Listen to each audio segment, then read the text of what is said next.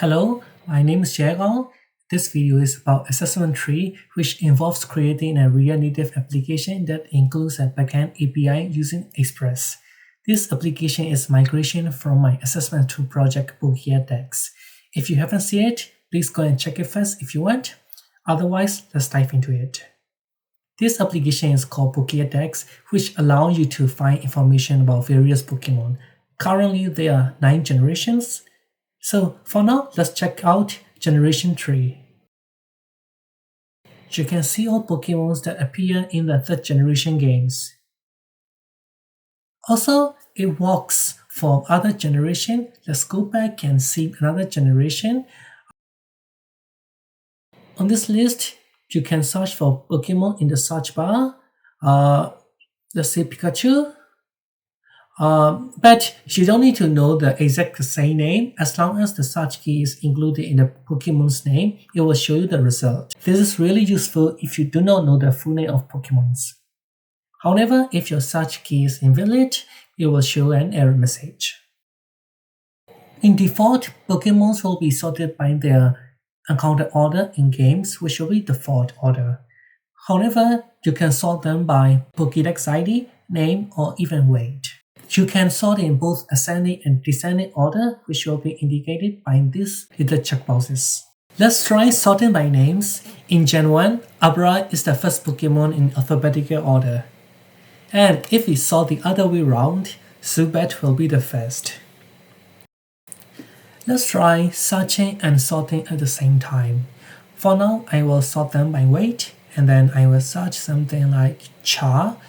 Now the result will be show all Pokemons that contains Char in their names, and they will be sorted in their weight.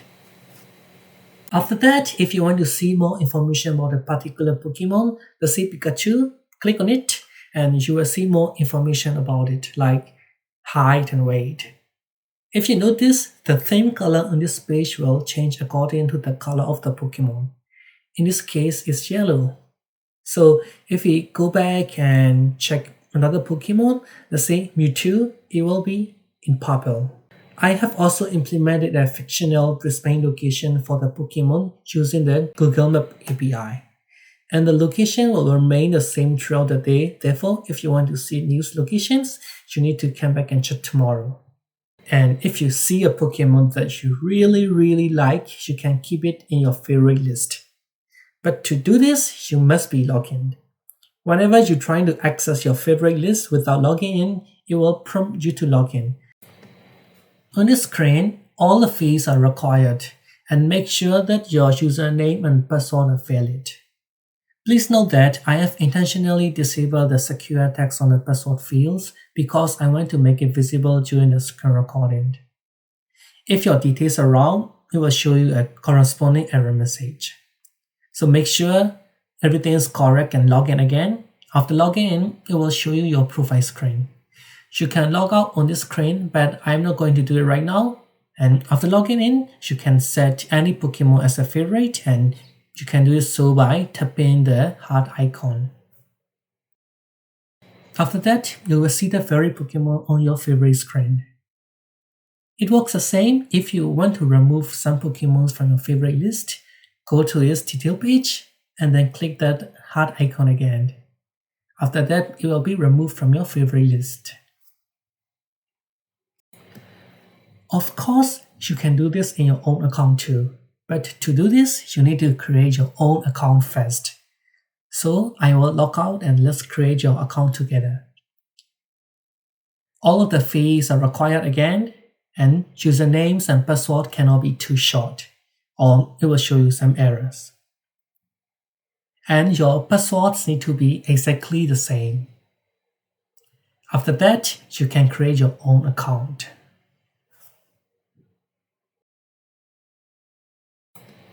On a brand new account, obviously your favorite list will be empty. And I want to show you that your passwords are safe in a hash, so that only you will know your password even we don't know your password. Also, whenever you change your favorite list will be backed on your server, so that on any device if you log in the same account, you can track all of your favorite Pokemon list. I will show you in the two devices. On a new device, we will log in using the username and password that we just created recently, and on another devices, we will change or add some Pokemons to our favorite list. So after we add 3 Pokemons to our favorite list, on new device, if we refresh the favorite list, you can see that the very same 3 Pokemons will be in our same favorite list.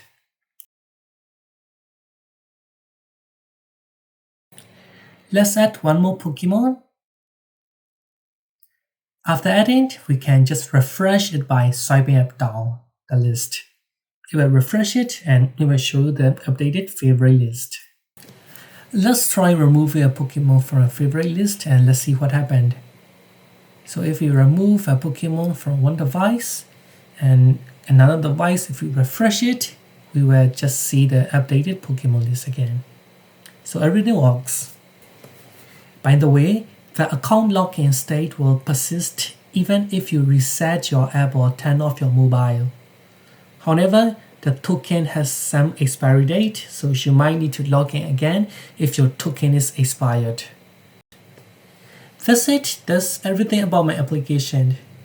You can check this project on GitHub, and thank you for watching, and I will see you in the next video.